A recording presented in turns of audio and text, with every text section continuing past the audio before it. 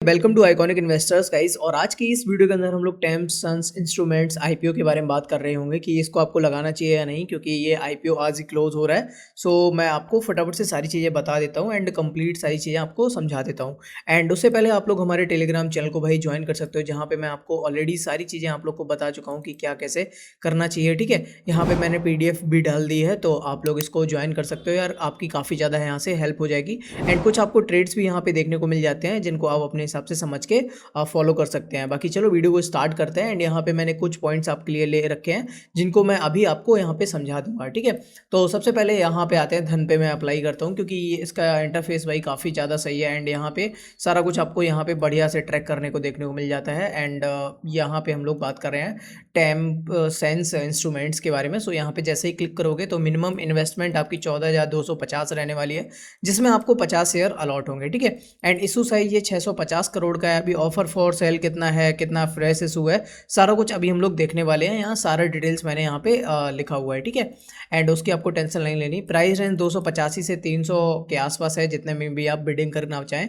And उसके बाद यहाँ पे हम लोग कुछ देखते हैं। यहाँ पे जो IPO स्टार्ट होता है 20 अगस्त से, काफ़ी टाइम चला क्योंकि वीकेंड पड़ा था बीच में। एंड जो IPO का जो ऑफर है वो आज के दिन एंड हो रहा है। जो अलॉटमेंट है वो भाई फाइनल आएगा 25 को। एंड जो लिस्टिंग होगी वो 28 को आ जाएगा, 27 तक सबको रिफंड हो जाएगा।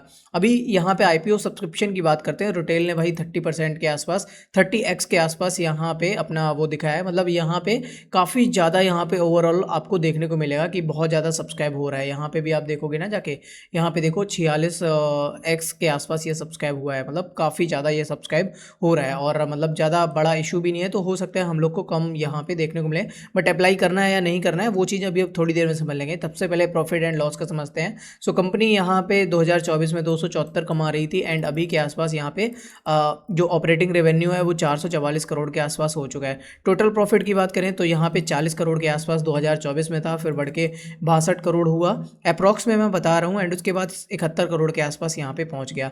एंड वहीं बैलेंस शीट की बात करें तो यहाँ पे टोटल एसेट कंपनी के पास कंटिन्यू बढ़ते जा रहे हैं, जो कि अच्छी बात है। एंड यहाँ पे टोटल लाइबिलिटीज़ की बात करें तो यहाँ पे पहले 66 करोड़ के आसपास थी, फिर 109 करोड़ के आसपास हुई, अभी 135 करोड़ के आसपास हुई। एंड टोटल इक्विटी भी भाई इंक्रीज हो रहा है। ओके, एंड कैश फ्लो की बात करें तो कंपनी पे नेट कैश फ्लो पहले 2024 के आसपास 12 करोड़ के आसपास था, फिर कम हुआ एंड अभी पॉजिटिव में है, जो कि एक अच्छी बात है, मतलब ग्रीन सिग्नल है। सो अभी हम लोगों ने ये बेसिक सारी चीज़ समझ ली। एंड यहाँ पे हम लोग इनका GMP भी देख लेते हैं। एंड मैंने GMP यहाँ पे मेंशन किया हुआ है, बट मैं लाइव आपको दिखा देता हूँ GMP, जिससे क्या रहता है ना, वो आपको मतलब एक अच्छा सा आइडिया लगता है। तो यहाँ पे अगर हम लोग GMP पे जाएं तो यहाँ पे दिखा रहा है 100 मतलब ऐसे 100% गेन के आसपास दिखा रहा है, बट इतना आपको देखने को नहीं मिलेगा, क्योंकि यहाँ पे ऐसे प्राइस भी आपको काफ़ी यहाँ पे कुछ तो ऐसे गड़बड़ है। IPO GMP ओके समझ गया मैं। सो यहाँ पे गेन इतना दिखा रहा है, बट इतना आपको देखने को नहीं मिलेगा। यहाँ पे 40 से 45% आपको देखने को मिल सकता है। एंड यहाँ पे हम लोग ने सब्सक्रिप्शन की ऑलरेडी बात की, GMP की ऑलरेडी बात कर लिया। यहाँ पे 100-110 के आसपास दिखा रहा है, बट हो सकता है हम लोग को 40 से 45% यहाँ पे आराम से लिस्टिंग गेन देखने को मिलेगा। इतना तो भाई बहुत ही ज़्यादा हो जाता है। अभी देखना 2-3 दिन है, तो धीरे धीरे GMP भी इसका डाउन हो जाएगा। बट यहाँ पे जो भी ये बूम मिल रहा है, तो इस वजह से यहाँ पे ग्रीन सिग्नल इसने दिया है। फाइनेंशियल को भी हम लोग यहाँ पे डिस्कस कर चुके हैं कि कैसे कैसे इनका प्रॉफिट वगैरह बढ़ा हुआ है। ठीक है, एंड अभी बात आती है वैल्यूएशन की। ठीक है, वैल्यूएशन में यहाँ पे आपको कोई भी डायरेक्ट कंपेयर करने को नहीं मिलेगा। कंपनी जब तक कोई सामने कंपनी नहीं रहती है, तो हम ऐसे उसके प्राइस को या उसके सेक्टर को ऐसे कंपैरिजन नहीं कर सकते हैं, क्योंकि यहाँ थर्मल इंजीनियरिंग, टेम्परेचर सेंसर और जो खास केबल्स बनाती हैं, भारत के शेयर बाजार में ऐसी कोई भी कंपनी लिस्ट नहीं है जिसकी हम सीधी सी उसके साथ तुलना कर सकें। वहीं PE रेशियो की बात करें तो 300 के ऊपरी भाव के प्राइस पे और 8.33 के EPS पे इसका PE लगभग 36 गुना निकलता है। यानी कि इसका PE 36 गुना निकलता है, और किसी भी इंडस्ट्रियल मैन्युफैक्चर के लिए ये सस्ता बिल्कुल भी नहीं है, बल्कि पूरा महंगा है। फुल वैल्यूएशन माना जाएगा तो हम लोग यहाँ पे ऐसे बोल सकते हैं कि भाई जैसे ही लिस्टिंग गेन हम लोग को मिले, हम अपना जो कैपिटल है वो भाई निकाल सकते हैं इस कंपनी से, क्योंकि वैल्यूएशन के तौर पे यहाँ पे कंपनी हम लोग को थोड़ा सा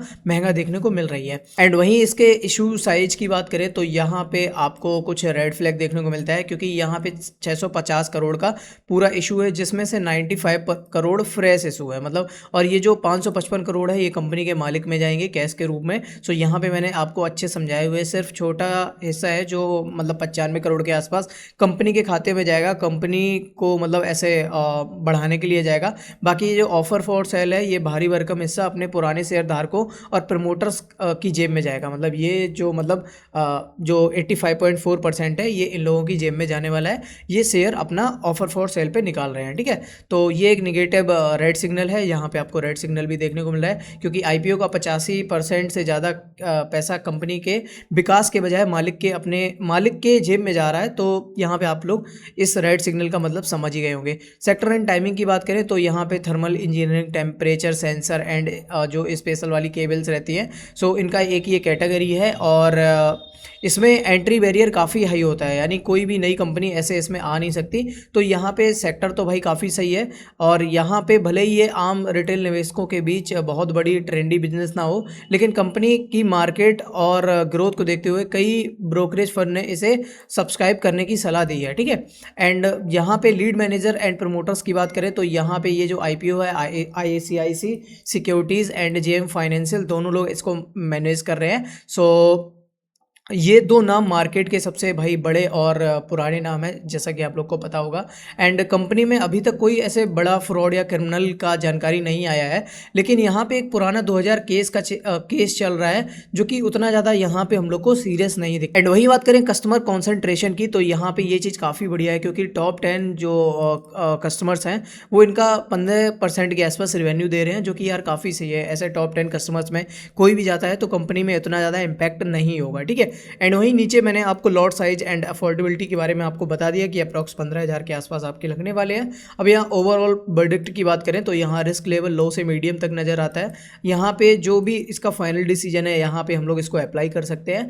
एंड मैंने आपको रीज़न सारे समझा ही दिए कि क्या क्या चीज़ें हैं।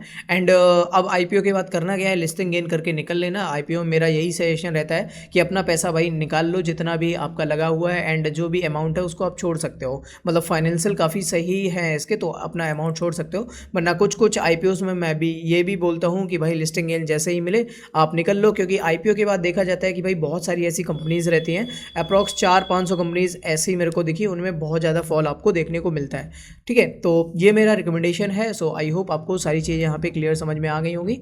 तो मिलता हूँ नेक्स्ट वीडियो में, तब तक के लिए बाय बाय, टेक केयर।